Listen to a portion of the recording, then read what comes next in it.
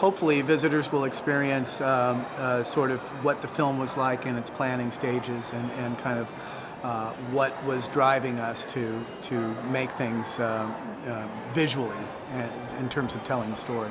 Yeah, I think there's just a little bit of a breakdown of the creative process, the sort of things that inspired us, some props from the movie, but hopefully, we didn't want to give too much away. So it's just a little taste that'll get people intrigued and engaged and wondering how it all fits together.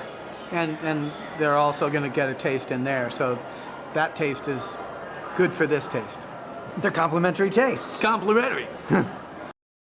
Well, people with sharp eyes will notice Space Mountain actually appears in Tomorrowland, and I think it's more the spirit of futurism that Walt Disney himself was kind of the proponent of, which was that the future is going to be brighter than today, and that it's not going to come free, but that it's within our grasp if we push for it. And I think that kind of drives the film more than anything specific.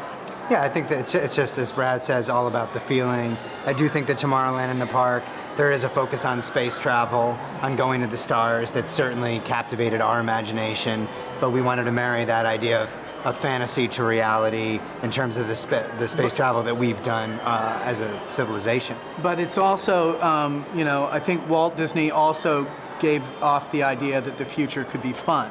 That it wasn't a drag, it wasn't a science project that was overdue, it was something that was expansive and joyful. And that's present in Tomorrowland, and hopefully it's present in our movie. Well, Damon should talk about the box. Sure. We have a box that's actually, it's not in the film, but it was part of the inspiration for the film. We don't know, there's a lot of varying stories as to where it came from. We have questioned its authenticity, but our idea was like, what if everything in this box was real and was somehow connected? Could we tell a story, picking out these items of the box that sort of threaded them all together, and that was really how this whole mess came into being. One of the things that when people talk about the future, especially in my generation, we all thought by this point we would all have jetpacks.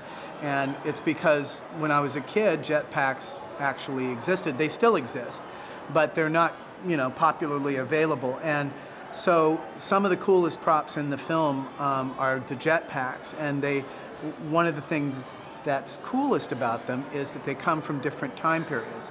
There's a jetpack that is specifically from the 60s. There's another jetpack that's from the 80s, and there's a jetpack from now, but from an alternate place. So all of them are, jetpacks, but they have their own flavor. And the more recent futuristic ones are actually shaped like a T, which is meant to suggest the pin and, Tomorrowland. One of the things that we got very excited about when we first started talking about the story was that the entire idea was based on a vision.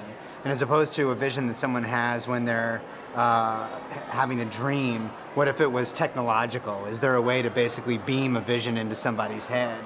And you would need some kind of interactive technology. So what if there was just something that you touched that gave you this vision?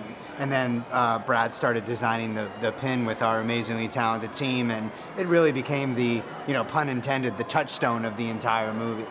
But it's also that, we approach it in a scientific-y way, in that there's DNA matching and stuff like that. But the effect is kind of like the ruby slippers from Wizard of Oz, where you make contact with them and they take you somewhere. And so it's a little bit of both. It's half fantasy and half, trying to feel something that could be factual.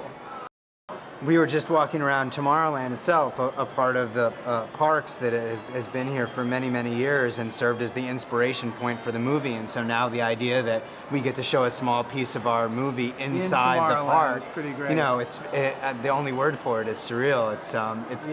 It's incredibly exciting. But it was a part of the park that Disney designed to be frustrating for somebody who wants to be finished. And I think most businessmen want to do something and be done with it. And this is the only part of the park that is designed to be continually changing. So in some for some people, that will be continually frustrating because you can never be done. But for somebody like Walt, that was an opportunity continuing that just went on forever to be creative and be innovative. I also think that it's very exciting to make a big summer movie, no matter what it is. But the idea that we got to get our movie into Disneyland makes it that much more special.